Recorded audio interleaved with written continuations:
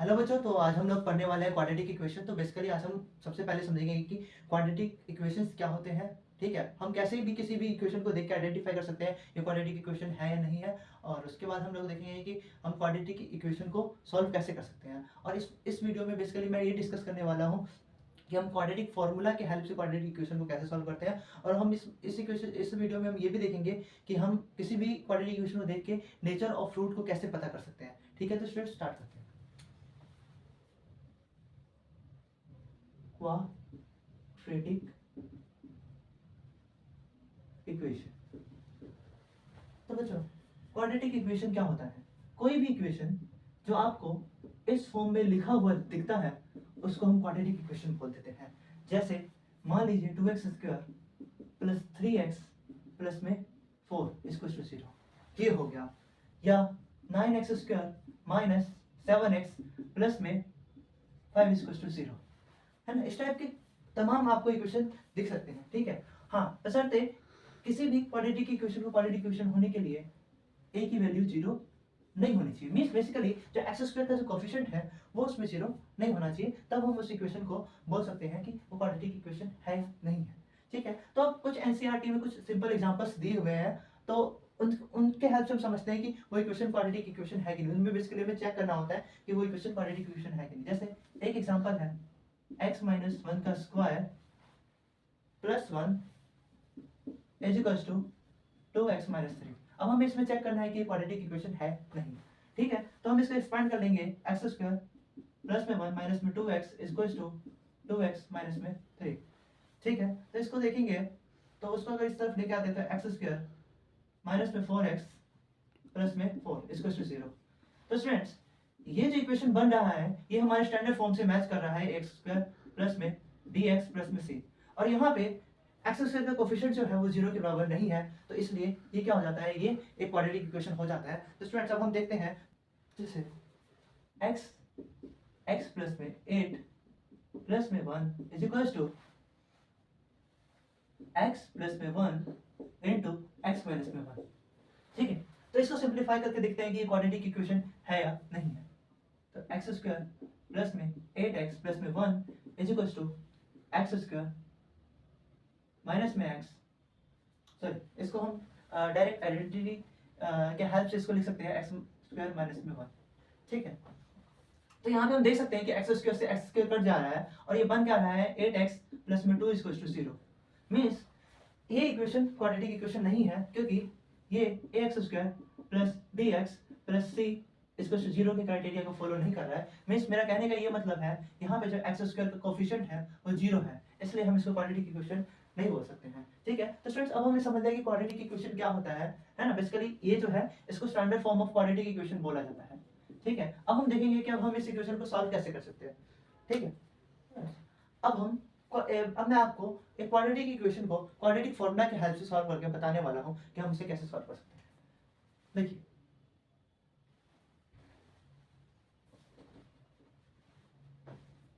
ax² plus में bx plus में c is equal to 0। अगर मान लीजिए कोई क्वाड्रेटिक इक्वेशन इस फॉर्म में है तो उसको हम क्वाड्रेटिक फॉर्मूला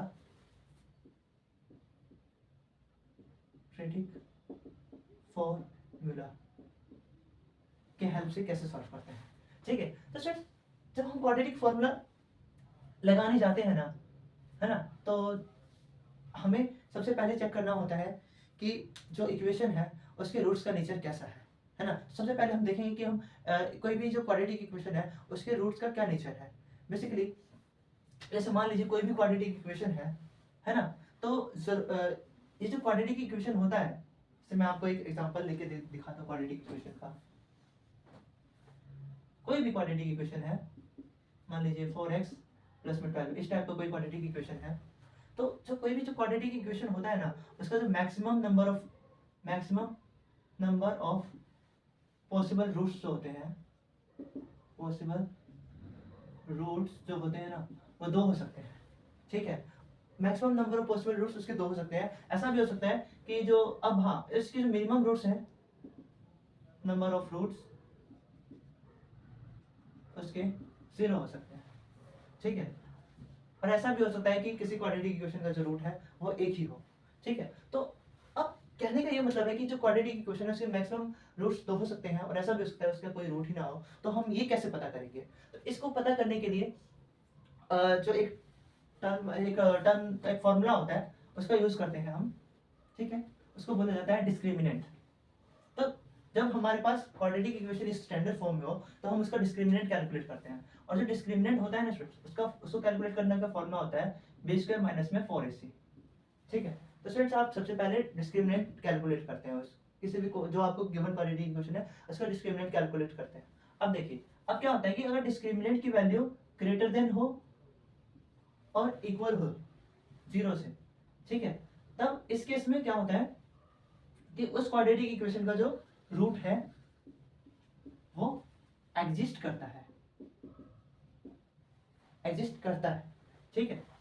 अगर d की वैल्यू लेस देन 0 आ जाए तो उस केस में क्या होता है, इसका रियल रूट एग्जिस्ट नहीं करता है, ठीक है। तो हम किसी भी इक्वेशन को क्वाड्रेटिक फॉर्मूला के हेल्प से सॉल्व करने से पहले उसका डी कैलकुलेट करते हैं और चेक करते हैं कि उसका जो रूट एग्जिस्ट कर रहा है या नहीं कर रहा है। तो ये हमारा सबसे पहला स्टेप होता है। तो जैसे मान लीजिए हमने ये स्टेप को फॉलो कर लिया, तो अब मैं इस इक्वेशन को कैसे सॉल्व करूंगा? तो इसको सॉल्व करने के लिए एक फॉर्मूला होता है x equals to minus b plus minus में root over B square minus में 4ac। इसको श्रीधराचार्य फॉर्मूला भी बोलते हैं, ठीक है। तो इसमें क्या होता है कि इसको बेसिकली यहाँ पे दो रूट्स है। कैसे दो रूट्स है?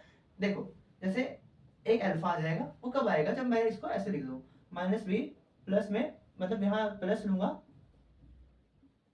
तो ये वाला आ जाएगा, और दूसरा रूट हमें कब मिलेगा? जब मैं यहाँ प्लस ना लेके माइनस ले लूं, मीन्स माइनस बी माइनस में root over B square minus में 4ac अपॉन में 2a, ठीक है। तो इस तरीके से हम सॉल्व करेंगे। अब मैं आपको एक एग्जांपल देके सॉल्व करके दिखाता हूँ, ठीक है।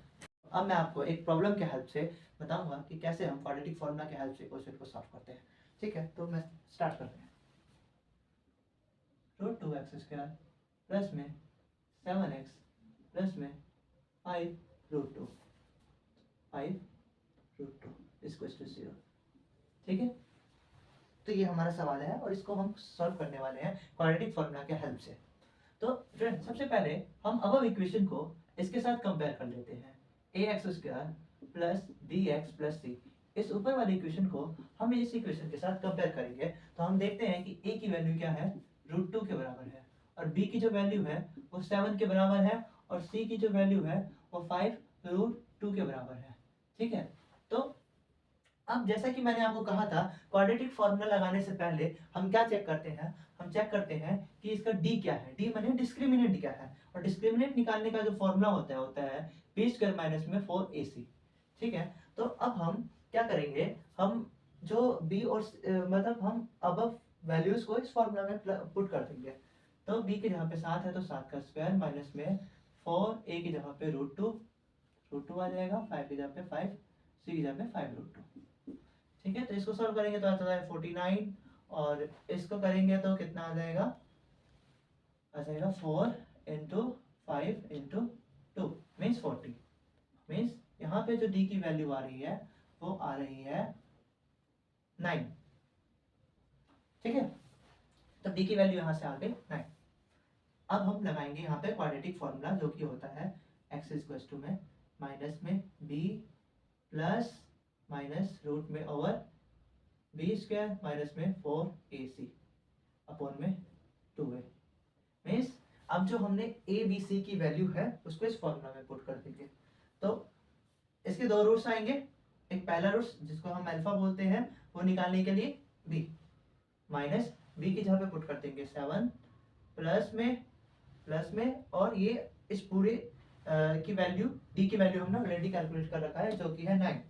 तो यहाँ पे पुट कर देंगे 9 रूट ओवर 9 अपॉन में 2, और a की जगह पे पुट कर देंगे √2, ठीक है। तो इसकी वैल्यू क्या आ जाएगी? माइनस में 7 प्लस में 3/2√2 मीन्स आ जाएगा -4 अपॉन में 2√2, जो कि हो जाएगा माइनस 2/√2 मीन्स √2।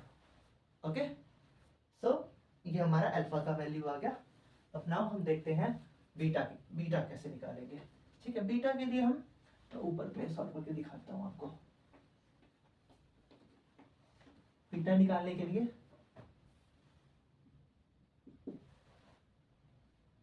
जो है -7 प्लस में, बाकी सब सेम रहेगा, बस यहाँ प्लस की जगह पे आ जाता है माइनस।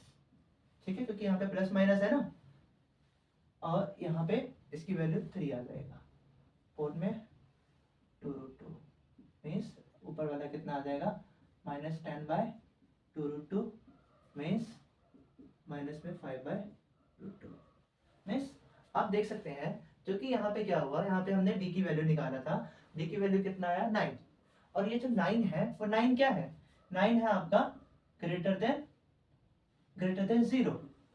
तो इस केस में जो हमें रूट मिला है, हमें रूट मिला है अल्फा जो कि है माइनस में √2 एंड बीटा जो कि है माइनस में 5/√2। तो ये जो हमें यहाँ पे हमें दो रूट्स मिले हैं, और दोनों रूट्स क्या है, वो डिफरेंट है, डिस्टिंक्ट है और रियल है। ठीक है, तो आई होप आपको समझ में आ गया होगा कि हम क्वाड्रेटिक फॉर्मूला के हेल्प से क्वेश्चन को कैसे सॉल्व करते हैं। अब मैं जो आपको है वो नेक्स्ट क्वेश्चन सॉल्व करवाऊंगा जो कि इक्वल रूट्स का प्रॉब्लम है। ठीक है, तो मैं वो सॉल्व करके दिखाता हूँ। ठीक है स्टूडेंट्स, तो नेक्स्ट क्वेश्चन देखते हैं। नेक्स्ट क्वेश्चन 3x² माइनस में 2√6x प्लस में 2 = 0। अगेन हम क्या करेंगे, अगेन हम इसको कंपेयर कर लेंगे ax² plus bx plus c से। अगर मैं इसको ऐसे कंपेयर करता हूँ तो x² के साथ क्या है, 3 है, मीन्स a = 3 आ जाएगा, और कंपेयर करेंगे तो b = माइनस पे 2√6 आ जाएगा, और यहाँ c = 2 आ जाएगा। ठीक है, तो जैसा कि हमारा स्टेप है, हम सबसे पहले क्या कैलकुलेट करते हैं, डी कैलकुलेट करते हैं। उसको कैलकुलेट करने का फॉर्मूला होता है -b² / 4ac। ठीक है, तो अब b की वैल्यू क्या है, माइनस में 2√6, तो इसका करते हैं स्क्वायर, माइनस में 4, a की वैल्यू कितनी है हमारे पास 3, और c की वैल्यू कितनी है हमारे पास 2। तो यहाँ पे आ जाएगा 4 × में 6, माइनस में 4 × में 6। इसको क्या आप देख सकते हैं, ये इक्वल टू है 0 के। ठीक है, तो स्टूडेंट्स जब d = 0 आता है ना, तो ये केस होता है आपका, इसमें रियल रूट तो एग्जिस्ट करता है, रियल रूट तो एग्जिस्ट करेगा, बट यहाँ पे क्या होता है, जो रूट्स होते हैं वो इक्वल होते हैं। क्या होते हैं, रूट्स इक्वल होते हैं। ठीक है स्टूडेंट्स, तो यहाँ पे हमारा d की वैल्यू 0 आ गया। अब नेक्स्ट आगे करने के लिए जस्ट वेट, यहाँ पे अल्फा कैसे निकालेंगे, वही -b प्लस √d अपॉन में 2a। ठीक है, तो यहाँ पे जो b है, b की वैल्यू क्या है, माइनस में 2√6, और यहाँ ऑलरेडी एक माइनस था, और प्लस में d की जगह पे क्या लिखेंगे 0, √0 और में 2, और a की वैल्यू क्या है हमारे पास 3। तो यहाँ पे क्या आ जाएगा, यहाँ पे हमारे पास आ जाएगा √6/3। ठीक है, तो ये हमने अल्फा निकाल लिया। अब बीटा कैसे निकालेंगे, बीटा को मैं आपको निकाल के दिखाता हूँ।